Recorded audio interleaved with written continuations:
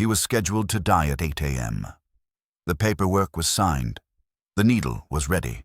And everyone in the room agreed on one thing: this K9 was too dangerous to live. Then a blind U.S. Marine stepped forward. No armor, no leash, no protection. Just a white cane tapping against concrete and a voice shaped by war and silence. The dog didn't snarl, didn't lunge, didn't attack. Instead, the Marine leaned close and spoke one word. What happened next stopped a crowded city street, divided a police department, and exposed a truth buried for years. Because this wasn't a miracle caught on camera. It was a reunion that was never supposed to happen, and a secret someone was willing to kill to keep hidden. The building sat just outside Savannah, where the paved road thinned into gravel and the air turned heavy with marsh water and heat. It wasn't a place most people knew existed. No sign out front, no welcoming lobby. Just a low concrete structure surrounded by chain-link fencing and tall grass that bent with the coastal wind. Officially, it was called the Chatham County K9 Recovery and Evaluation Unit. Unofficially, everyone who worked there knew what it really was. It was where dogs came, when no one else would take them.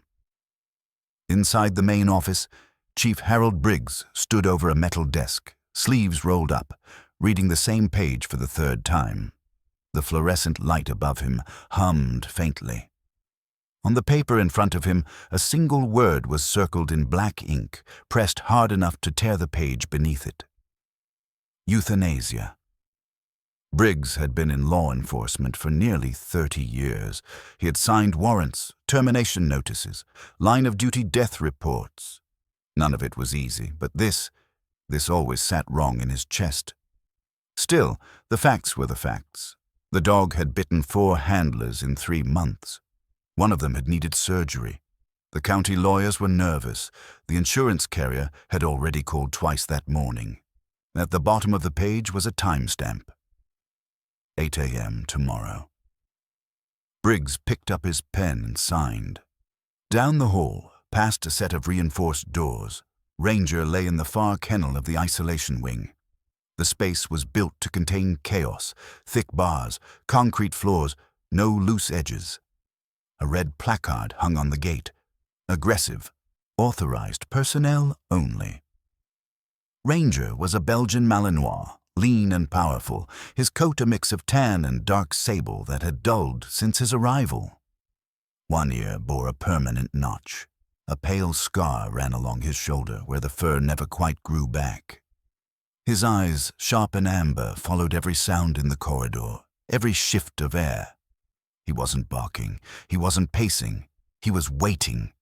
Most people mistook that stillness for calculation, for threat. The staff knew better. Ranger didn't lunge without warning. He reacted to something they couldn't see, something that lived just beneath the surface. A clang of metal, a sudden echo, a sharp sound in the wrong rhythm, and the dog was gone, pulled back into something no one had been able to reach. Megan Torres stood outside the kennel, clipboard pressed to her chest, watching him through the bars. She was in her early 30s, a veterinary behavior specialist with tired eyes and hands that never quite stopped moving. She had worked with abused dogs, neglected dogs, dogs broken by backyard breeders and bad training. Ranger was different. There was discipline in him. Structure.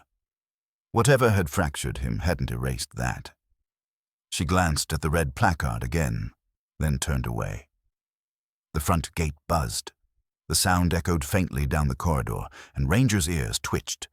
His body tensed for a split second, then settled. Footsteps followed, slow, measured, accompanied by the soft tap of a white cane against concrete. Megan frowned. Visitors were rare, and none were scheduled. She walked back toward the intake area just as the door opened. The man who stepped inside didn't look like trouble. Mid to late 30s, broad shoulders softened by time, wearing a faded Marine Corps t-shirt and worn jeans. Dark glasses covered his eyes. A white cane rested in his left hand, moving carefully across the floor as he took in the space through sound and scent rather than sight. "I'm looking for someone in charge," he said. His voice was calm, not hesitant, not demanding. Megan hesitated. "That would be Chief Briggs." "I was told this is where dogs go when there's nowhere else," the man continued. "I heard you have one like that." Megan studied him. "Who told you?" "A friend from church," he said. "Pastor Cole. He said if anyone could give me a straight answer, it'd be here." She swallowed. "What's your name?" "Luke Bennett," he replied. "Former Marine." She noticed the way he stood. Upright, balanced, like someone who knew exactly where his body was in space, despite the cane. "And what exactly are you here for, Mr. Bennett?" Luke turned his face slightly, as if orienting toward a sound only he could hear. "I'd like to meet the dog." Megan let out a breath she didn't realize she'd been holding. "He's not safe." "I know," Luke said. She gestured without thinking, then caught herself. "You can't." "I don't need to see him," Luke added gently. "I just need to be near him." Briggs appeared in the doorway, drawn by the raised voices. His eyes flicked from Megan to the cane to Luke's face. "Can I help you?" Luke nodded in his direction. "Sir, I was told there's a K9 here scheduled to be put down." Briggs stiffened. "That information isn't public." "I'm not here to argue policy," Luke said. "I'm here to ask for 5 minutes. Briggs crossed his arms. "5 minutes for what?" "To stand in front of him," Luke said. "That's all." Silence settled over the room. Somewhere down the hall a dog barked once, then stopped. Megan looked at Briggs, then back at Luke. "Chief, we can't—" "I know," Briggs cut in. His jaw tightened. He looked at the man again, really looked this time. "You understand that dog is slated for euthanasia tomorrow morning?" Luke nodded. "Yes, sir." "And you're blind?" "Yes, sir." Briggs let out a slow breath. He didn't know why, but something in the way the man said it, plain, unembellished, caught him off guard. "If this goes wrong—" "I'll leave," Luke said. "No scene, no complaints." Another pause. Megan could feel her heart pounding. She didn't know what she was hoping for, only that the finality of that paperwork upstairs suddenly felt heavier than before. Briggs turned toward the corridor leading to isolation. 5 minutes, he said. "No contact. You stay outside the gate." "Thank you," Luke replied. As they walked, Megan noticed Ranger had risen to his feet. He stood at the front of the kennel now, muscles tight, eyes fixed on the approaching footsteps. The red placard seemed to vibrate with warning. Luke stopped a few feet from the gate. He folded his cane and let it rest against his leg. He didn't reach out. He didn't speak right away.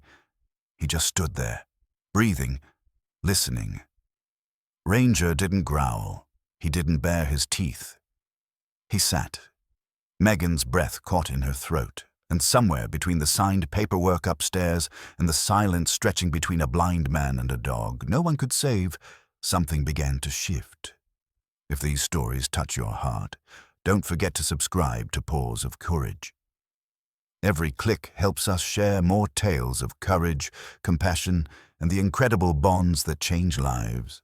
One dog, one human, one story at a time. The clock on the wall ticked on, inching closer to morning, unaware that the story it was counting down had just changed direction. The silence didn't break when Luke Bennett stopped in front of the kennel. It thickened. Ranger remained seated, his spine straight, his weight balanced forward just enough to spring if he needed to. His eyes stayed locked on the man beyond the gate. Every handler who had stood there before came with tension, tight shoulders, shallow breath, hands ready to react. Luke brought none of that. He stood as if the space belonged to both of them equally. Megan watched from a few steps back, her fingers clenched around her clipboard. She'd expected a growl by now, a warning, something. Instead, the dog's tail lay still against the concrete, not tucked, not wagging, waiting. Chief Briggs checked his watch. "You have 5 minutes," he said quietly. "No closer." Luke nodded but didn't respond right away. He angled his head slightly, as if listening past the echoes of the corridor. "He's breathing heavier than the others," he said at last. Megan blinked. "What?" "Not fear," Luke continued. "Not excitement. It's guarded." Briggs frowned. "You can tell that." Luke smiled faintly. "You don't lose sight without learning how to hear people and animals differently." Ranger shifted his weight. His ears flicked forward, then back. The sound of Luke's voice had done something the others hadn't. It hadn't challenged him, it hadn't commanded him, it had simply noticed him.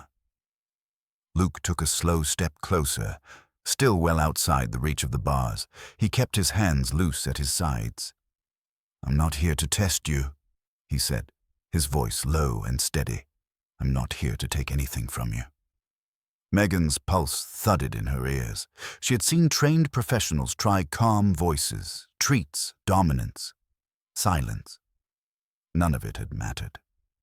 Ranger had always reacted the same way, like a fuse burning down. Ranger's head tilted slightly. His eyes narrowed, not in anger, but in focus. Luke stopped moving. "I know that look," he said. The words hung there, unforced. For the first time since arriving at the facility, Ranger exhaled sharply through his nose. It wasn't a huff of irritation. It sounded more like release. Megan's breath caught. Briggs shifted his stance. "That's enough," he said, more out of habit than conviction. "Time's—" "Just a moment," Megan said, surprising herself. Briggs looked at her. She didn't look away. Luke lowered himself carefully until he was kneeling on one knee, still keeping distance. The movement was slow, deliberate, controlled. No sudden change. No threat. "I'm not asking you to trust me," Luke said. "Just don't fight me." Ranger stood. The sound of claws against concrete rang loud in the narrow space. Megan flinched, her hand moving instinctively toward the emergency button on the wall, but Ranger didn't charge. He stepped forward once, then stopped. His nose lifted, testing the air. Luke didn't reach out. He didn't even turn his face directly toward the dog. He stayed exactly where he was, like a fixed point in a storm. "I've been where you are," Luke said quietly, "where everything feels like it might break if you let it." Ranger's ears twitched again. His body remained tense, but something else crept into his posture. Uncertainty. Megan felt her throat tighten. This wasn't training. There were no cues, no reinforcement cycles. Luke wasn't working the dog. He was speaking to something beneath the behavior. Behind them, the corridor door opened. Deputy Noah Pike stepped inside, uniform crisp, jaw tight. He had a thick bandage still visible beneath his sleeve where Ranger's teeth had torn into his arm weeks earlier. "What the hell is this?" Pike demanded. Briggs raised a hand. 5 minutes. Pike scoffed. "With him?" He nodded toward Luke. "You're kidding." Luke didn't turn. Ranger did. The dog's eyes snapped to Pike and the air shifted instantly. Ranger's body stiffened, a low vibration rippling through his chest.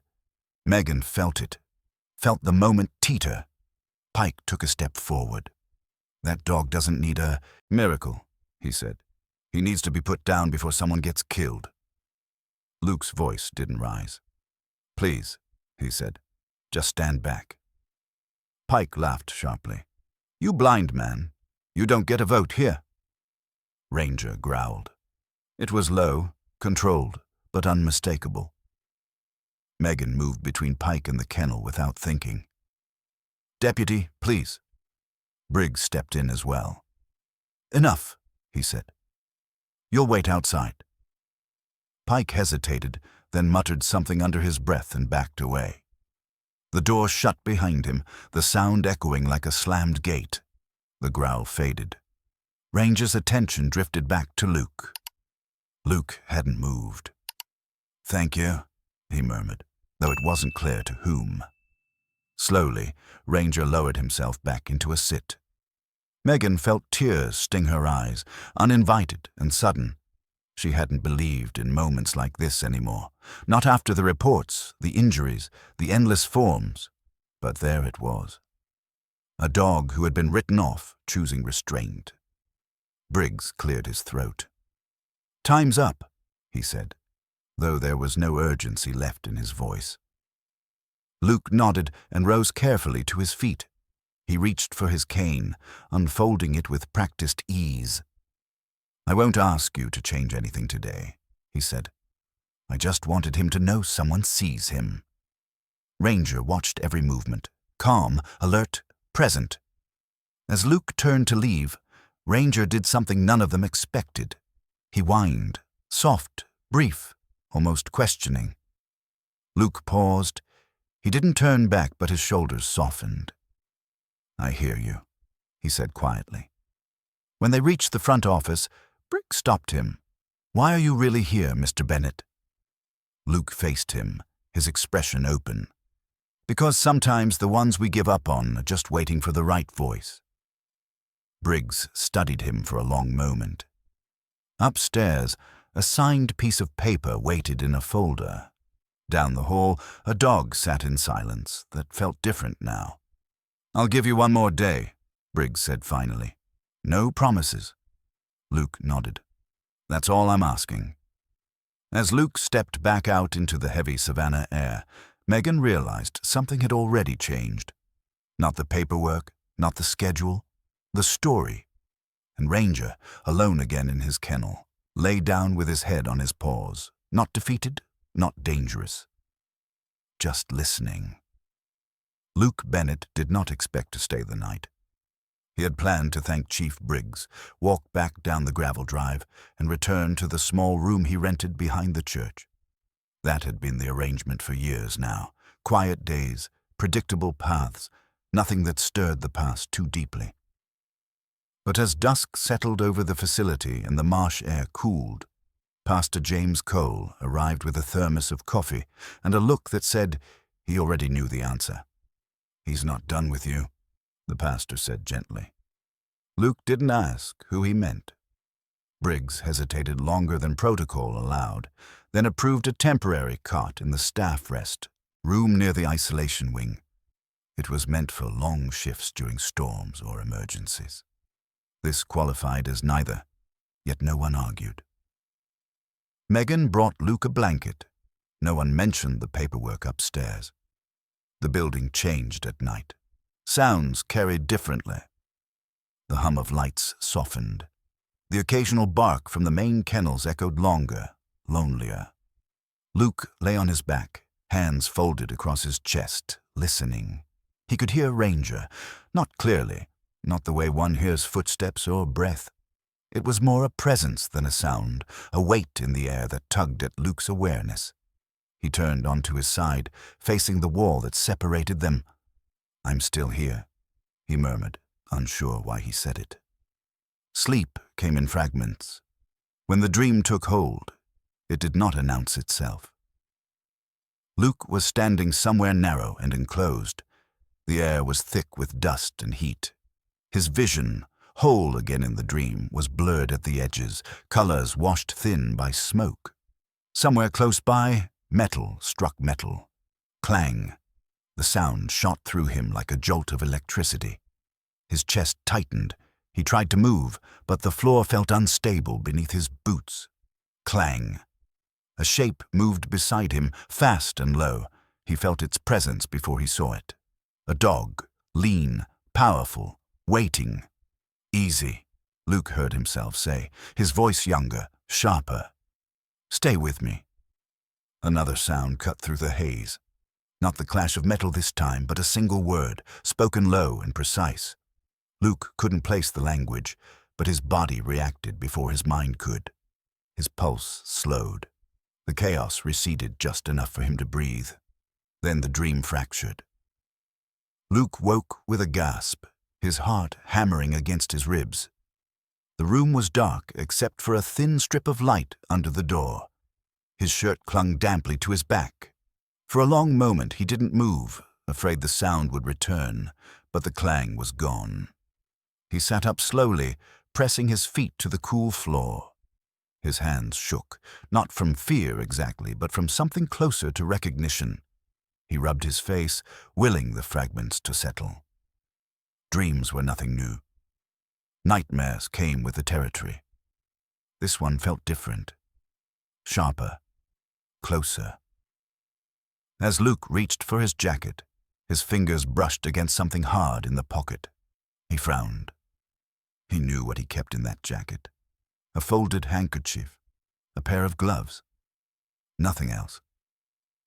Carefully, he reached in and pulled the object free. It was a small metal tag, cool against his skin. Rectangular, edges worn smooth with age. He turned it over between his fingers, tracing the raised markings. On one side was a stamped code, R19. On the other, a single word, engraved shallow but deliberate. Luke's breath caught. The word felt familiar in a way he couldn't explain. It didn't rise as a memory, not fully. It sat lower than that, like something learned through repetition rather than thought. "I didn't bring you," he whispered to the empty room.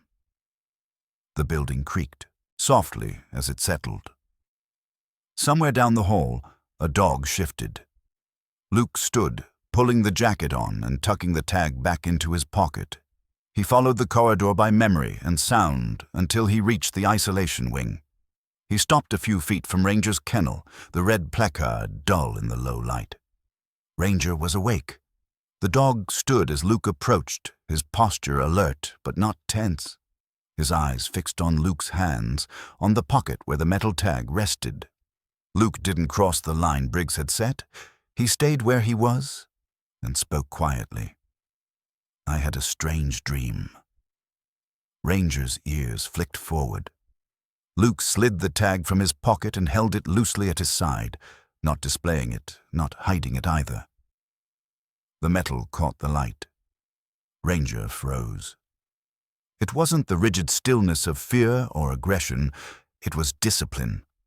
His spine straightened, his head lifted, his muscles locked into a posture Megan had only ever seen in archived footage of working dogs overseas. "Ranger," Luke said softly. The dog didn't move. Luke's heart pounded. He took a careful breath and said the word engraved on the tag. He didn't raise his voice. He didn't command. He simply spoke it as it had come to him in the dream. Ranger sat. Not slowly, not cautiously, immediately. Megan gasped from behind Luke. She had come down the hall after hearing movement, unsure what she expected to find. What she saw made her knees weak. Luke lowered the tag, his fingers trembling now. "You know it," he said, wonder creeping into his voice. "You know that word." Ranger held the sit, eyes locked on Luke, waiting for what came next. But nothing did. Luke didn't have anything else to give him, not yet. "I don't remember you," Luke said, his throat tightening. "But you remember me." The dog's tail thumped once against the concrete, a small sound. Controlled. Permission, not celebration.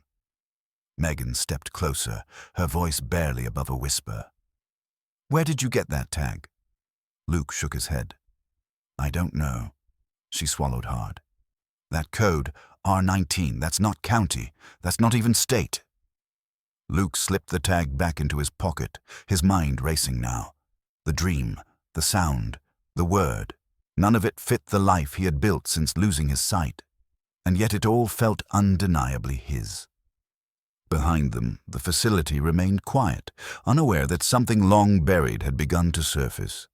Upstairs, a signed document waited for morning. Down here, a dog stood ready, as if he had been waiting for years for the right sound to return. Morning came slowly to the facility, filtered through low clouds and the damp breath of the marsh.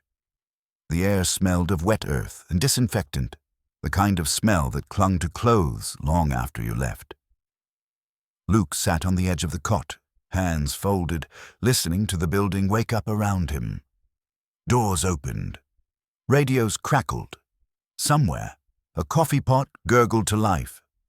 Down the hall, Ranger had not moved from his kennel tower. Megan noticed it the moment she arrived. She paused mid-step, watching the dog stand alert but calm, eyes fixed on the space where Luke's footsteps usually sounded. When Luke did appear, cane tapping lightly, Ranger's posture softened in a way she had never seen before. Not submissive. Attentive. Something in Megan's chest tightened. She had spent years studying behavior, patterns, triggers.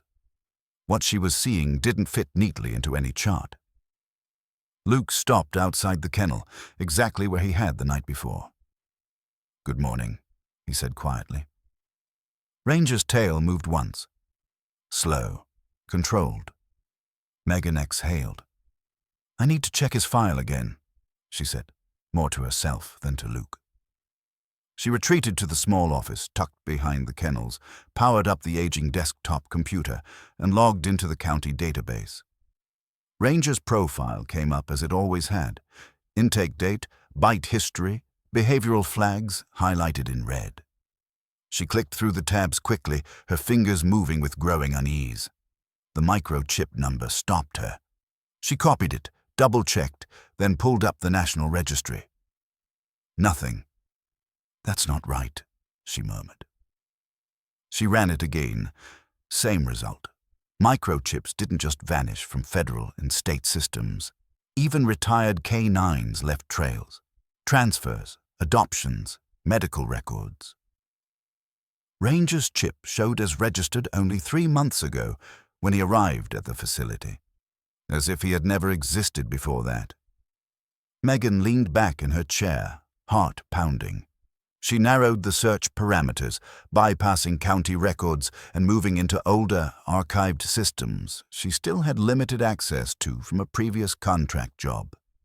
It took longer this time. The computer whined softly, struggling. Then something flickered onto the screen. Not a full profile. A fragment. A designation code. R19. Megan's mouth went dry. She pulled out her phone and stepped into the hallway, lowering her voice as she called Pastor James Cole. "I need a favor," she said. "Actually, I need a miracle." The pastor didn't ask questions. He never did when it mattered.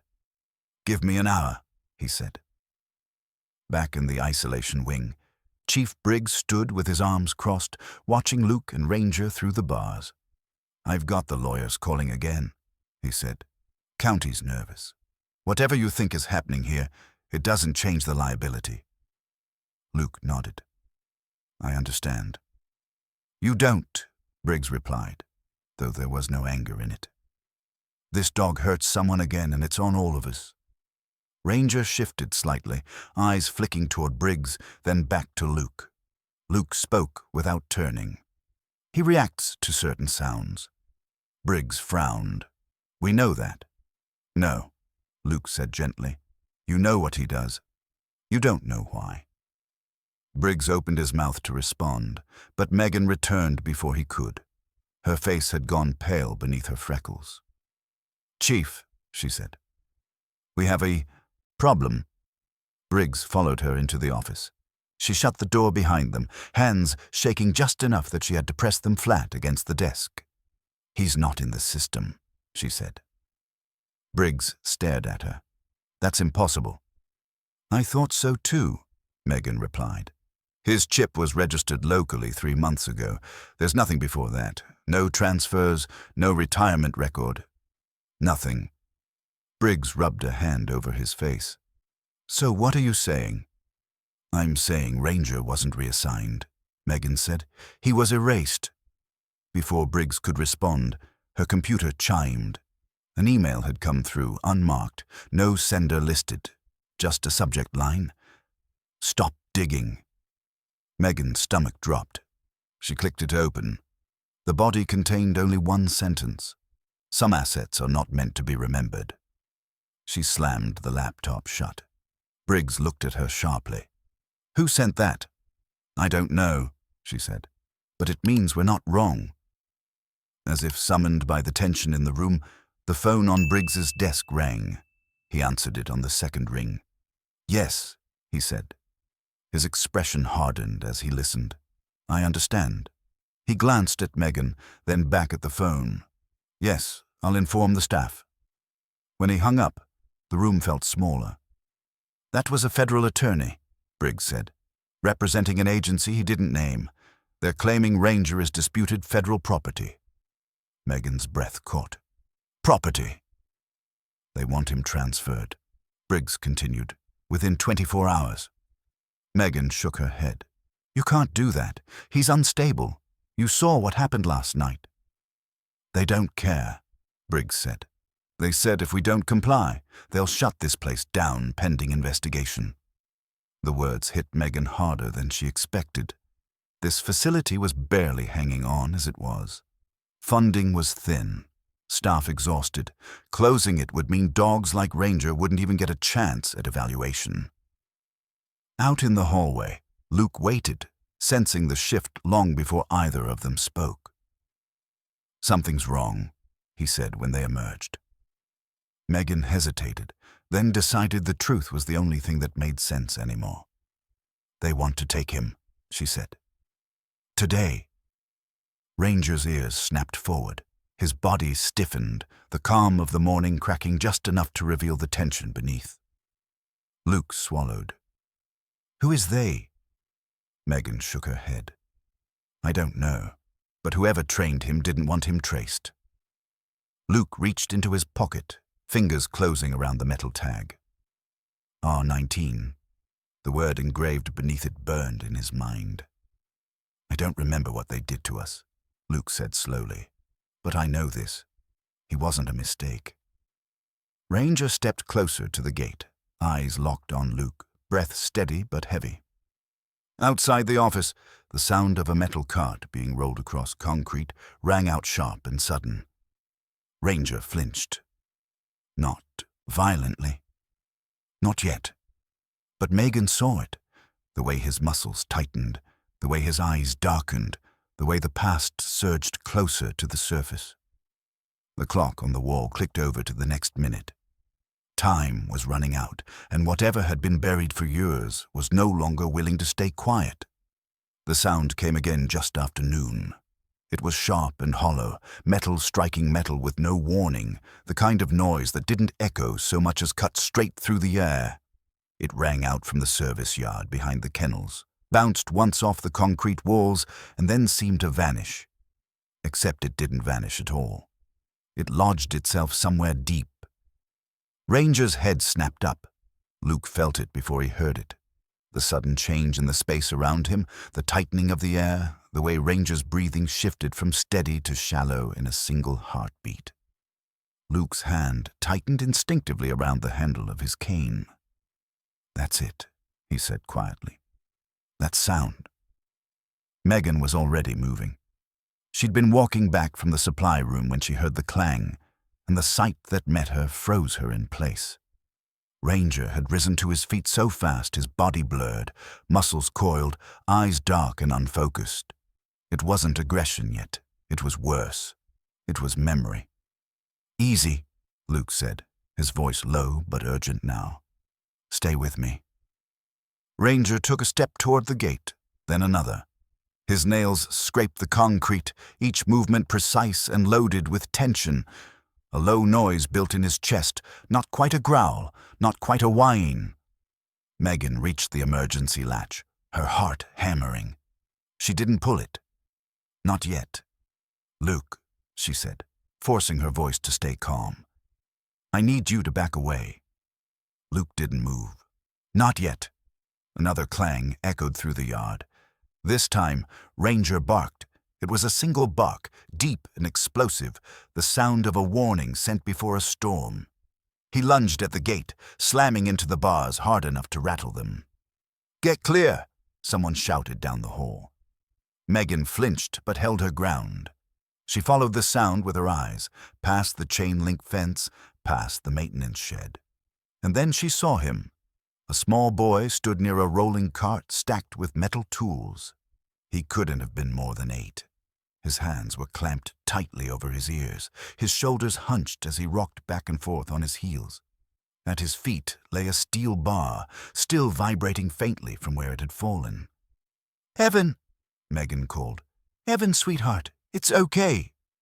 The boy didn't respond. Luke turned his head toward the sound of Megan's voice. "There's a child," he said. "Yes," Megan replied, moving toward the yard slowly, carefully. "He's the custodian's son. He's autistic. He comes here after school sometimes." Another clang sounded as the cart shifted. Ranger exploded.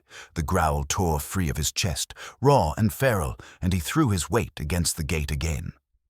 This time there was no restraint in the motion, no calculation, just panic. Luke dropped his cane and stepped forward blindly, hands outstretched until his fingers found the bars. "Ranger," he said, louder now. "Listen to me." The dog didn't hear him. Megan grabbed the steel bar and slid it as far away as she could, then knelt in front of the boy. "Evan, look at me," she said softly. "It's okay. You're safe." The boy's breathing was rapid, shallow. He shook his head, eyes squeezed shut. Behind her, Ranger barked again, the sound echoing off the concrete walls.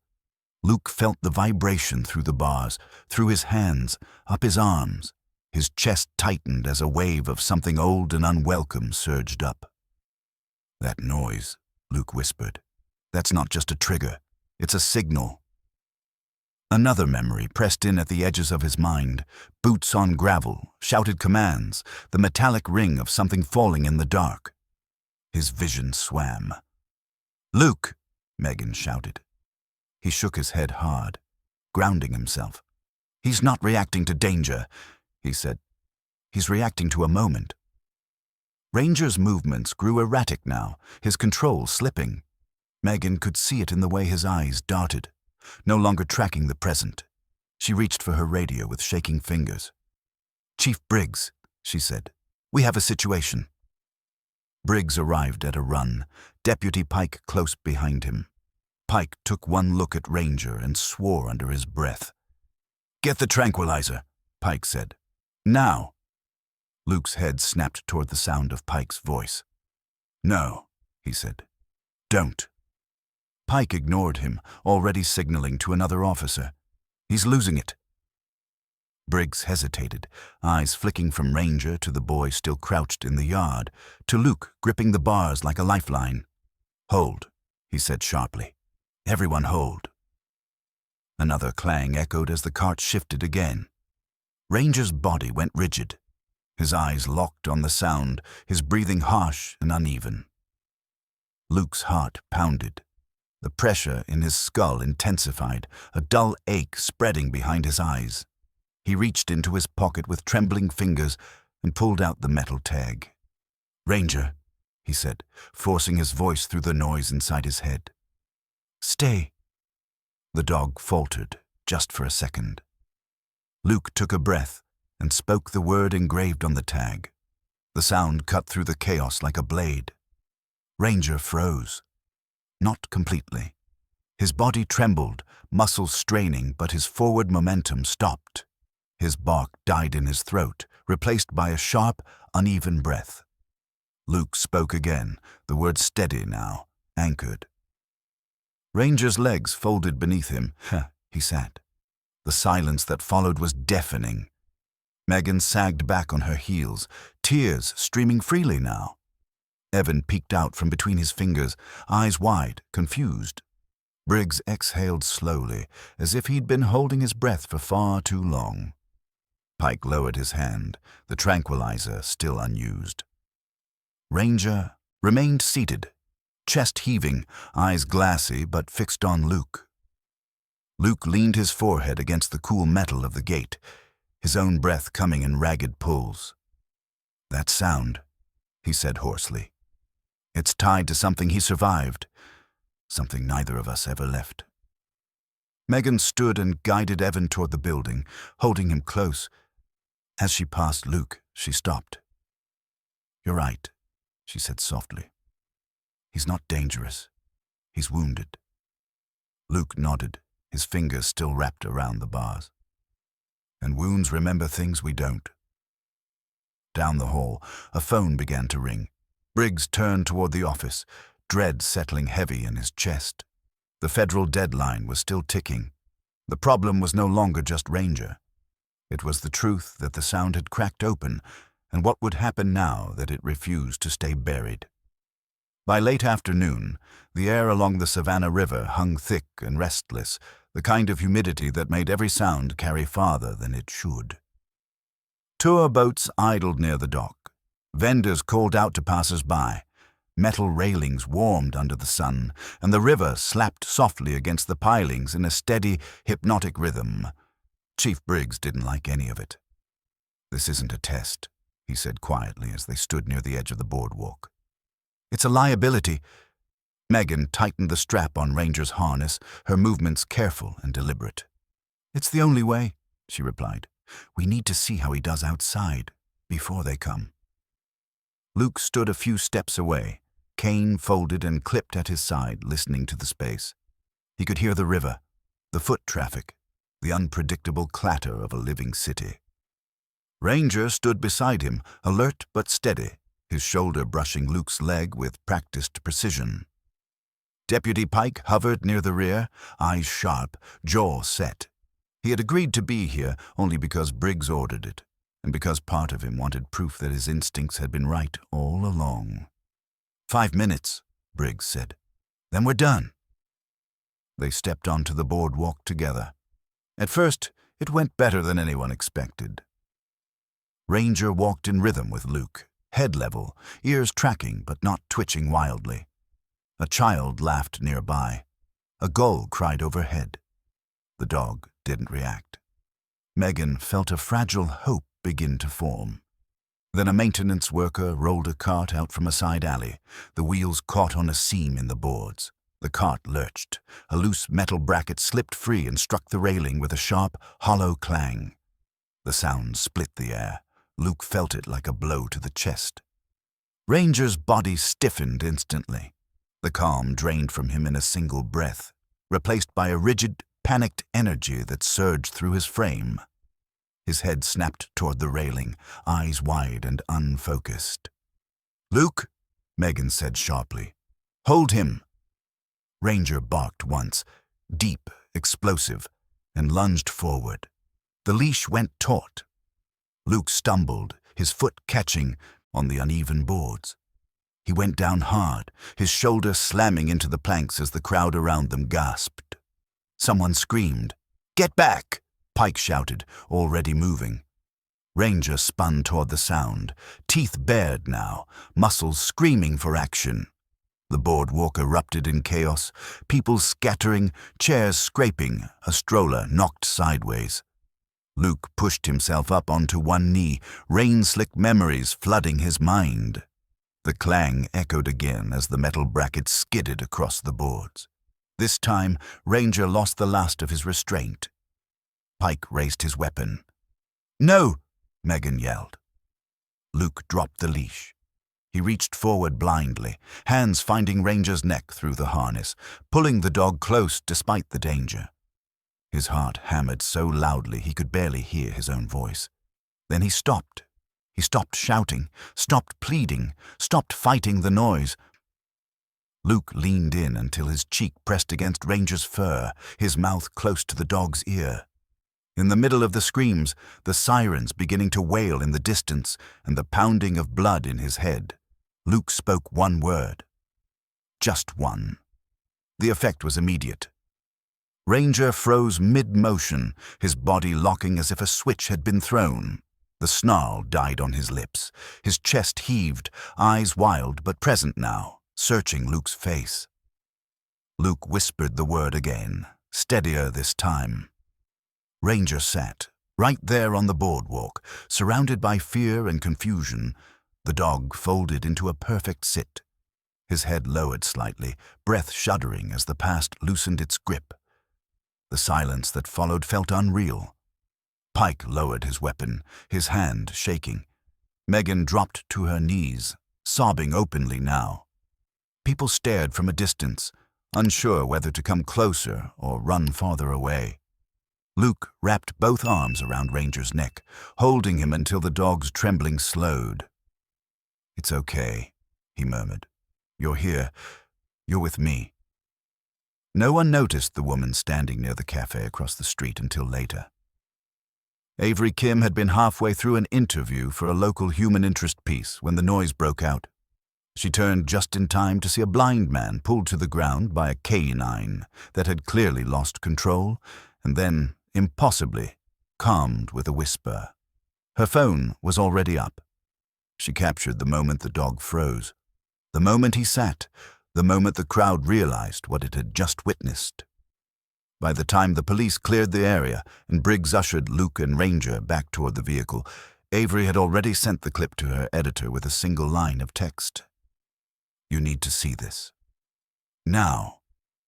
Back at the facility, the mood was grim and electric all at once. "This changes everything," Megan said, pacing the office. "It changes nothing," Briggs replied, though his voice lacked conviction. "They're still coming." Luke sat quietly on a bench near Ranger's kennel, his hands resting on the dog's back. Ranger leaned into the touch, eyes half closed, exhausted but calm. "I didn't plan that," Luke said softly.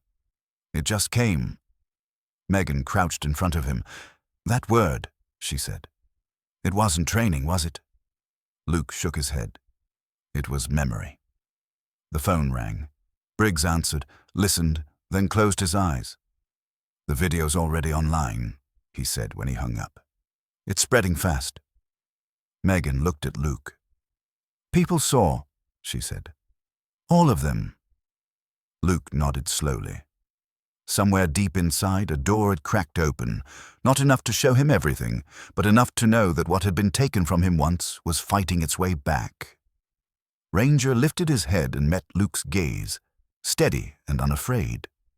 Outside, the river kept moving, carrying the story far beyond the boardwalk, far beyond Savannah. And for the first time since the paperwork was signed, time was no longer working against them. By nightfall, the video had outrun every attempt to contain it. It moved faster than statements, faster than legal language, faster than the quiet phone calls that began lighting up Chief Briggs' desk. By the time the sun dipped behind the river and the facility lights flickered on, the clip had been shared thousands of times, cropped, replayed, slowed down, analyzed by strangers who had never set foot in Savannah. "Blind Marine calms out-of-control canine with one word." That was the headline Avery Kim's editor chose. It wasn't dramatic. It didn't need to be. Inside the facility, the mood had shifted from fear to something more volatile. Exposure. Megan sat hunched over her computer, eyes burning as she replayed the footage again and again, not to relive the panic, but to study the moment just before it ended. The exact second Ranger's body froze, the way his ears changed position, the way his eyes found Luke's face. "That's not obedience," she murmured. "That's recognition." Luke sat on the bench outside Ranger's kennel, his back straight, his hands resting loosely on his knees. He could hear the low murmur of staff voices, the constant vibration of phones ringing, the distant sound of sirens passing on the road beyond the marsh. Ranger lay at his feet, head resting against Luke's boot, breathing slow and even. "I didn't mean for this to happen," Luke said quietly. Megan looked up. "I know. It just came out," he continued. "That word. I didn't think about it." "That's the point," she said. "You didn't have to." Her phone buzzed again. This time she didn't ignore it. The email came from an address she didn't recognize. No greeting, no signature, just an attachment and a single line of text. "You're looking in the wrong place. Look earlier." Megan's pulse quickened as she opened the attachment. It was a video file. Grainy, time-stamped, shot from a body-mounted camera. The footage wobbled as the person wearing it moved through a dark, debris-filled space. The sound was distorted. Distant gunfire, heavy breathing, the scrape of boots on concrete. Then the camera dipped. A dog came into view.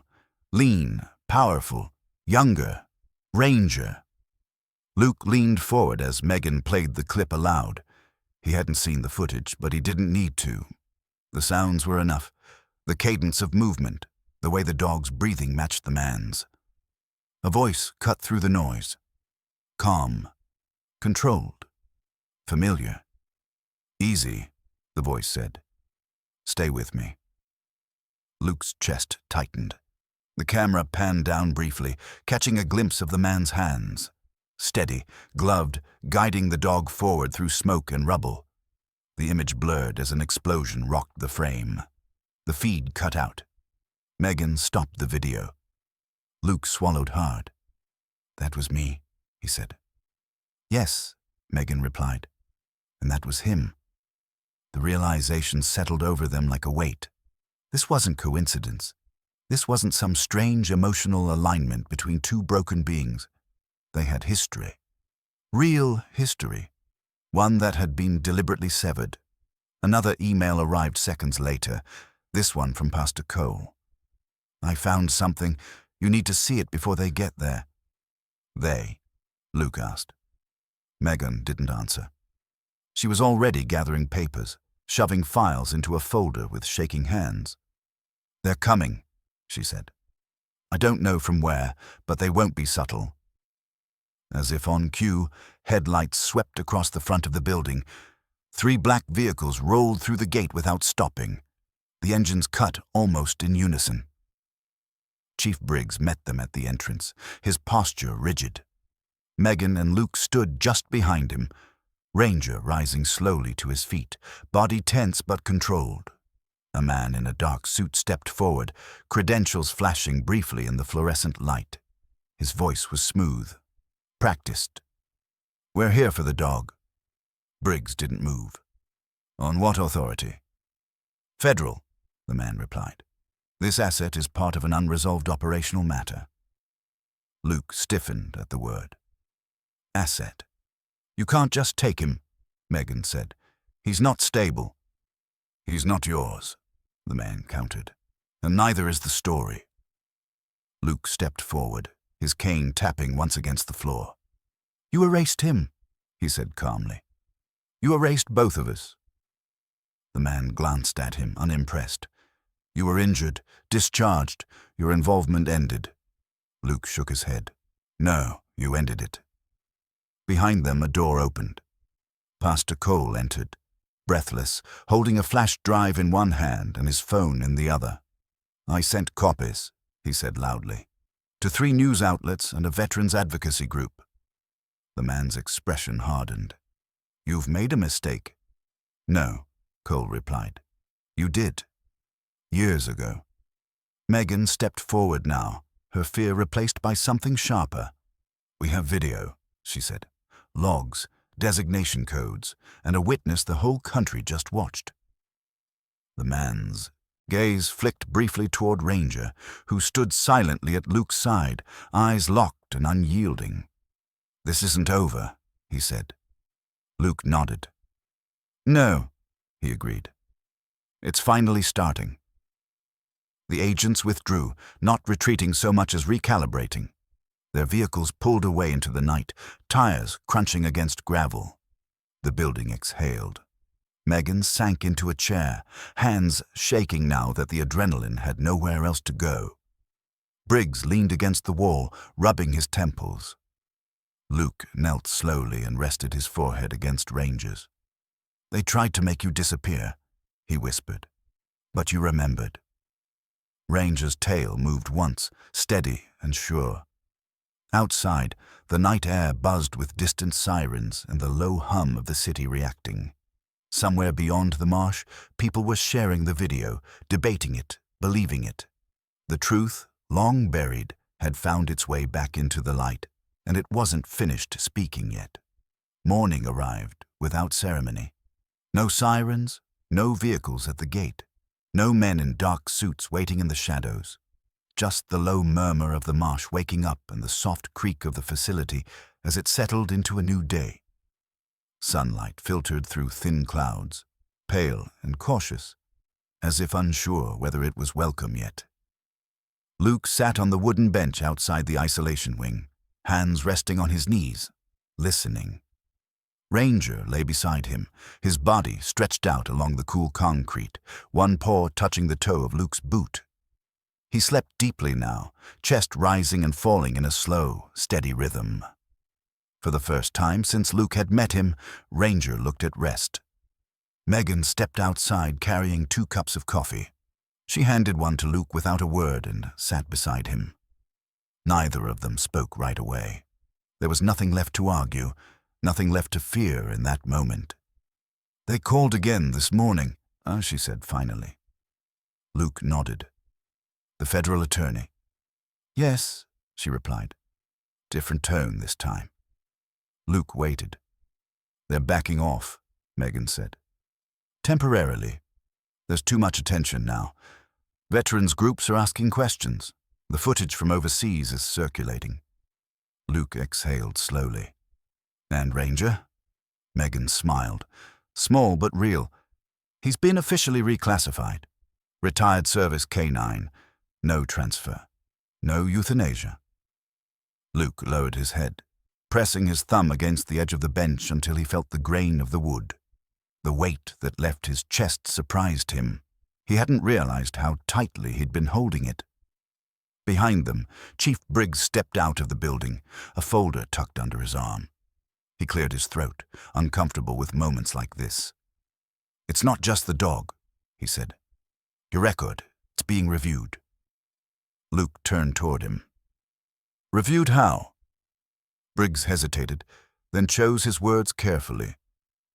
"There were inconsistencies, medical discharges that don't line up, missing operational logs. It's not a guarantee, but—" He shrugged. "You may not be as forgotten as someone wanted you to be." Luke smiled faintly. "I didn't come back for that." "I know," Briggs said. "But it matters." Later that afternoon, Luke walked out of the facility for the last time. Not alone, and not as a visitor. Ranger walked at his side, wearing a simple harness that bore no warnings, no red placards, no restrictions. Just his name stitched cleanly across the back. The gate opened without resistance. No one stopped them. Pastor Cole waited by the car, his eyes wet and unashamed. "You did good," he said.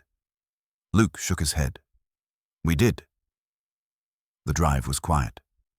Marshland gave way to narrow roads lined with oak trees draped in Spanish moss. Luke listened to the tires hum against the pavement, to Ranger's breathing steady in the back seat. They didn't go far. Luke's home was small. A modest house on the edge of town where the air smelled faintly of salt and pine, a place he had learned by sound and touch, a place that had been empty in ways he hadn't known how to name until now. Ranger stepped inside cautiously, nails clicking softly against the hardwood floor. He paused, ears flicking, assessing. Luke stood still, letting the dog decide. After a moment, Ranger moved forward, circled once, and lay down near the window where sunlight spilled across the floor. Luke felt his throat tighten. In the weeks that followed, the noise died down slowly. News cycles moved on, as they always did. But something stayed.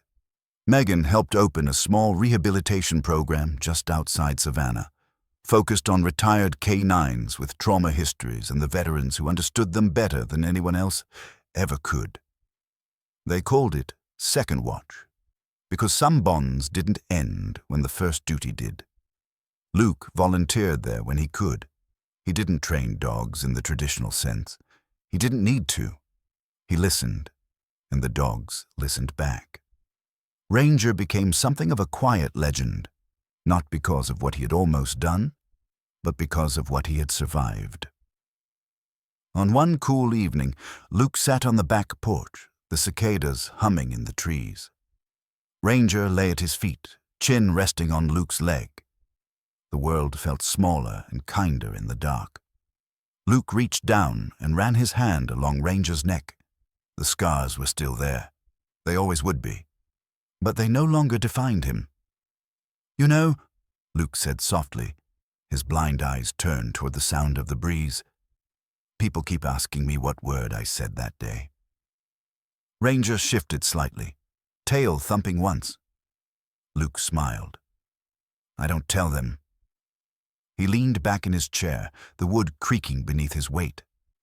Because it wasn't magic. It wasn't a trick. He rested his palm against Ranger's chest, feeling the steady beat beneath it. It was a promise. The porch light flickered on as the sky deepened into blue. Ranger sighed, long and content, his body finally loose in a way it never had been before. Luke whispered the word again, just for him. And this time, Ranger didn't sit at attention. He didn't brace for what might come next. He simply stayed. Because home, Luke had learned, wasn't a place you could see. It was the moment you realized you were no longer waiting to be abandoned.